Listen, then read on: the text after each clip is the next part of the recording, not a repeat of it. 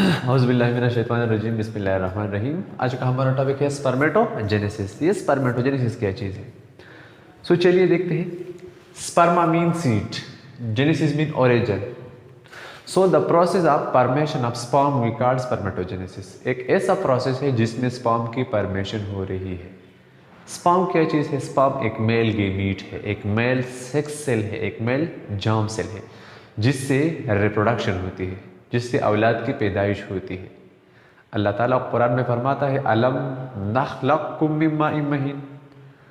आया मैंने आपको पैदा नहीं की है मिन माइन महीन, गलीज पानी से। ये गलीज पानी है, ठीक है, जिसे हम नुत्फा भी कह सकते हैं। या एक और आयत में है, खुलिका मिम्मा इन दाफिक। सूरह तारिक का ये आयत है, खुलिका मिम्मा इन दाफिक। अल्लाह ने इरशाद फरमाया है कि मैंने आपको बनाया है मिम्मा इन, पानी से, दाफिक जो कि जंप लगा देती है। En păștu e cal topoi ki u topoi da jump चकल स्पर्म द पेनिस ना रिलीज की करो topoi बस स्पीड से उसी।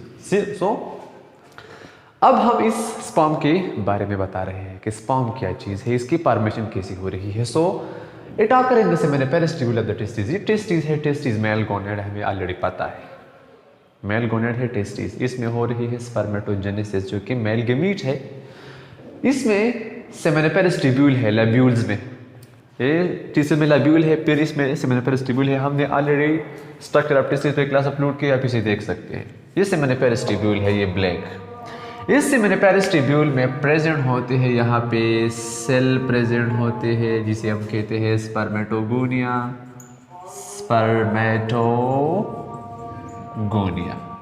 ठीक है। या इसको हम एक और नाम से जानते हैं, primordial germ cell. Primordial germ cell के नाम से भी हम इसे जान सकते हैं, ठीक है। इसके नज़दीक दो सेल्स होते हैं यहाँ पे, एक यहाँ पे है और एक यहाँ पे सेल्स प्रेजेंट होते हैं। इस सेमिनिफेरस ट्यूब्यूल में ये तो हो गया स्पर्मेटोगोनिया। इसके साथ नज़दीक पड़े हुए यहाँ पे सर्टुली सेल्स है। सर्टुली सेल्स इनरेको सर्टुलिक साइंटिस्ट है, इसने अपने नाम से इसको प्रपोज की है। सर्टुली सेल नर्सिंग सेल है। ये सर्टुली सेल इसको न्यूट्रिशन प्रोवाइड करा देती है, किसको? स्पर्मेटोगोनिया को, डेवलपमेंट के लिए। चलिए देखते हैं कैसे होती है प्रोसेस। ये प्रोसेस तब हो कि जब मेल प्यूबर्टी को पहुंच जाता है। प्यूबर्टी मीन्स 13 या 14 साल का जब एक मेल होता है तो इसमें स्पर्मेटोजेनेसिस के प्रोसेस शुरू होती है, इसलिए कि यहाँ पे हमारे साथ टेस्टोस्टेरोन की रिलीज होती है। इसकी वजह से ये प्रोसेस इनिशिएट हो सकती है। ये एक स्पर्मेटोगोनिया है हमारे साथ प्रेजेंट यहाँ पे, स्पर्मेटोगोनिया है। इसमें होती है माइटोसिस। माइटोसिस की वजह से ये ऑलरेडी डिप्लॉयड है, तो यहाँ पे बनती है दो सेल्स, ये भी डिप्लॉयड होंगे, ठीक है। इसको हम कहते हैं प्राइमरी स्पर्मेटोसाइट। Primary spermatocyte. अब इस प्राइमरी स्पर्मेटोसाइट में होगी मियासिस 1। मियासिस 1 होगी। मियासिस तो ऑलरेडी रिडक्शनल सेल डिवीजन है, तो हाफ नंबर यहाँ पे आ जाएगा, हाफ नंबर यहाँ पे आ जाएगा। इसमें भी होगी मियासिस, हाफ नंबर यहाँ पे, हाफ नंबर यहाँ पे। तो इसके रिजल्ट में बनेंगे हमारे साथ सेकेंडरी स्पर्मेटोसाइट। सेकेंडरी स्पर्मेटोसाइट, ठीक है। अब होगी क्या? बेसिकली ये क्या है हमारे साथ, यहां पे होगी मियासिस 2। बेसिकली ये टाइप ए सेल है, ये स्टेम सेल है। क्या है? डिवाइड होगी, एक तो बनाएगी type A cell, type A cell, और दूसरा बनाएगा टाइप बी सेल, ठीक है। अब होता क्या है, ये टाइप ए सेल वापस ही जार्म सेल लाइन को मेंटेन करते हैं। इसको मैं ऐसे ड्रा करता हूं ताकि आप लोगों को आसानी से समझ आ जाए। ये तो वापस टाइप ए सेल, ये टाइप बी सेल प्रोमोट होकर मियासिस में चला जाएगा और ये स्पर्म बनाएगा। आफ्टर मियासिस 2 ये टाइप बी सेल है भी, ये एक सेल इसमें भी मियोसिस 1 होगी और इसमें भी मियोसिस 2 होगी। सो आफ्टर मियोसिस 2 बनेंगे राउंड स्पर्मेटेड, राउंड कितने, 4, 1 2 3 4। मियोसिस 2 के बाद अब बनते हैं 4 राउंड स्पर्मेटेड। पहले तो हो गया माइटोसिस, स्पर्मेटोगोनियम। आफ्टर माइटोसिस बनता है प्राइमरी स्पर्मेटोसाइट। इस प्राइमरी स्पर्मेटोसाइट पे होगी मियोसिस 1। आफ्टर मियोसिस 1 बनेगी 2 सेकेंडरी स्पर्मेटोसाइट और आफ्टर मियोसिस 2 बनेंगे 4 राउंड स्पर्मेटेड, यानी 2 इससे और 2 इससे। अब ये तमाम है हेप्लाइड्स, हेप्लाइड हेप्लाइड हेप्लाइड हेप्लाइड। अब ये राउंड स्पर्मेटेड है। अब ये राउंड स्पर्मेटेड कन्वर्ट हो जाएगा एलोंगेटेड स्पर्म में ऐसे, और इस प्रोसेस को हम नाम देते हैं spermiogenesis. So spermiogenesis, that is the conversion of round spermatid into elongated sperm, we call spermiogenesis. And this spermiogenesis is performed by a hormone called estrogen. अब एस्ट्रोजन तो रिलीज करती है ओवरीज। मेल में एस्ट्रोजन कहां से आ गया? आप लोग ये बात अपने जहन में रख लें कि मेल में ये एस्ट्रोजन बनती है टेस्टोस्टेरोन से। कौन बनाता है? Sertoli cell. Sertoli cell testosterone से क्या बनाती है मेल में? यहां पे एस्ट्रोजन बनाती है और फिर एस्ट्रोजन स्पर्मियोजेनेसिस के प्रोसेस को मेंटेन रखता है। स्पर्मियोजेनेसिस में राउंड स्पर्मेटेड एक एलोंगेटेड स्पर्म को कन्वर्ट हो जाता है। सिंपल सी बात है। अब इसमें चेंजेस आ जाएंगे, चेंजेस आकर किसमें? इन राउंड स्पर्मेटेड में कौन सी चेंजेस आ जाएंगी? पहले चेंज आते हैं हमारे साथ न्यूक्लियस में। न्यूक्लियस यहां का डीएनए, आरएनए, क्रोमोसोम सारा ये कंडेंस हो जाता है। इट इज कंडेंस, ठीक है। और कंडेंस होने के साथ साथ ये एक शेप लेता है। न्यूक्लियस एक शेप लेता है। मिसाल के तौर पे न्यूक्लियस ने ऐसा शेप लिया। अब shape of the nucleus will design the head. इसकी वजह से हेड की भी डिजाइन होती है। अभी न्यूक्लियस ऐसा है तो हेड भी ऐसा होगा। स्पर्म का हेड में मैं आपको बता रहा हूं यहां पे। सो न्यूक्लियस में क्या चेंजेस आते हैं? डीएनए, आरएनए और क्रोमोसोम यहां पे कंडेंस हो सकती है। कहां पे? न्यूक्लियस में ये कंडेंस हो सकती है, ठीक है। और ये बनाती है शेप ऑफ द न्यूक्लियस भी बनाता है। सो ये डीएनए बिकम मोर कंसंट्रेटेड। अब होती है एक्रोसोम की फॉर्मेशन ऑफ दूसरे नंबर पे होती है फॉर्मेशन ऑफ। यहां पे मैं ये डायग्राम आपके लिए यहां पे लेता हूं। फॉर्मेशन ऑफ एक्रोसोम होता है यहां पे। मिसाल के तौर पे हमारे साथ ये हो गया, हमारे साथ एक राउंड स्पर्मेटेड, ये एक राउंड स्पर्मेटेड है। ये इसमें न्यूक्लियस है और ये साइटोप्लाज्म है। इसमें सारे ऑर्गेनेल प्रेजेंट होते हैं क्योंकि एक सिंगल सेल है यहाँ पे। पहले होते न्यूक्लियस में आते हैं। न्यूक्लियस में डीएनए, आरएनए, क्रोमोसोम में कंडेंस होते हैं। It reduce in size, means reduce in size में रिड्यूस होते हैं। और इसमें साथ साथ इट लॉसेस वाटर भी लॉस करता है। So it assume different shapes. मिसाल के तौर पे इसने एक शेप ऐसा लिया, इट अज्यूम ऐसा एक स्पॉन लाइक शेप लिया इसने, ठीक है, या एक ओवल शेप लिया इसने। अब होता है क्या कि यहां पे फॉर्मेशन ऑफ एक्रोसोम होती है। This acrosome is form from Golgi apparatus। यहां पे सेल में प्रेजेंट होते हैं गोल्जी बॉडीज।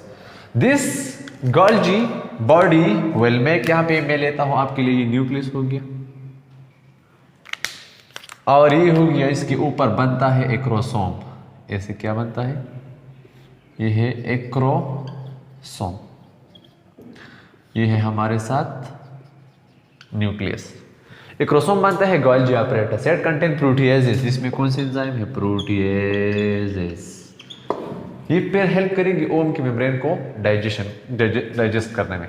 अब बिहाइंड द न्यूक्लियस सेंट्रियोल की एग्रीगेशन होती है, यहाँ पे एग्रीगेशन होती है बिहाइंड द न्यूक्लियस, ये सेंट्रियोल है, इसकी क्या होती है, एग्रीगेशन होती है।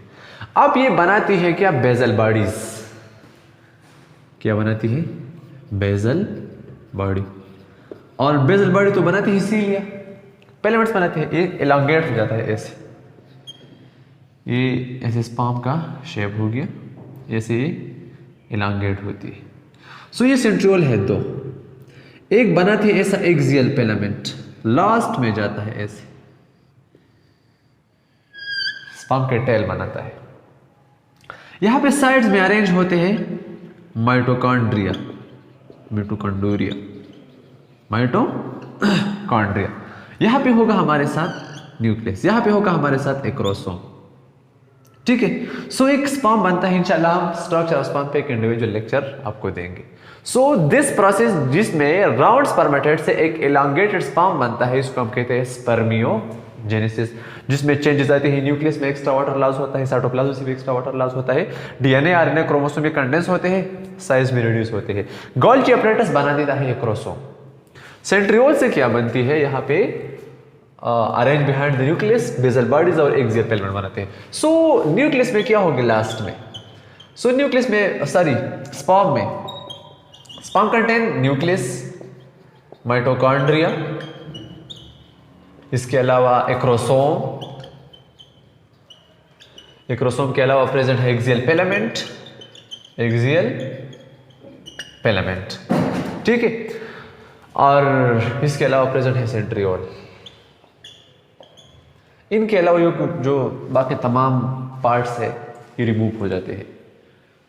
ठीक है, इन nucleus, mitochondria, acrosome, axial filament और सेंट्रियोल के अलावा सेल में जो भी पार्ट है, एंडोप्लाज्म, रेटिकुलम, साइटोप्लाज्म, सब के सब खत्म। ठीक है, so this is the final structure of sperm. इंशाल्लाह स्ट्रक्चर ऑफ स्पर्म पे होगी एक इंडिविजुअल लेक्चर।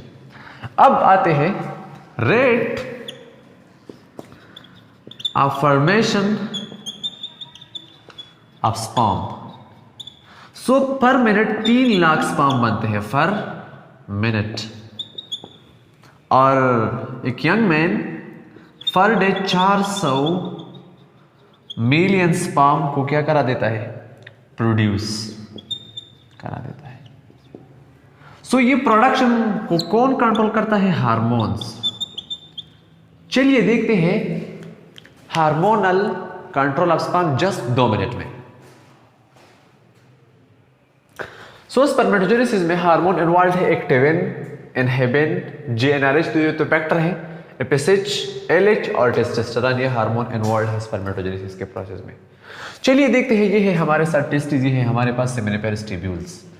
सेमिनिफेरस ट्यूब्यूल में एक सेल है, यहाँ जो मैंने ग्रीन सी आपको शो की है, इसको हम नाम देते हैं सर्टुली सेल्स।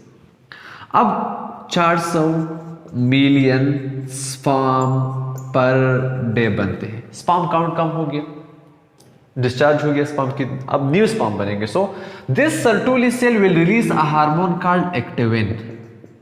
सो एक्टिविन हार्मोन सर्टुली सेल से रिलीज होती है। This will act on hypothalamus. This hypothalamus will release a factor called GnRH, gonadotropin releasing hormone. Gonadotropin releasing hormone है। This hormone will act on this, ये है हमारे साथ anterior pituitary. From anterior pituitary it will release FSH and LH। ठीक है, this LH will act on, यहां पे हमारे साथ सेल है Leydig cells, it will act on Leydig cell।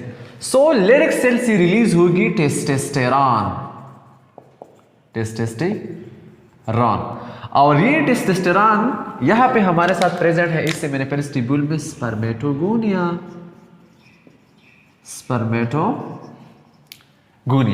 इसके डिवीजन में ये हेल्प करा देता है।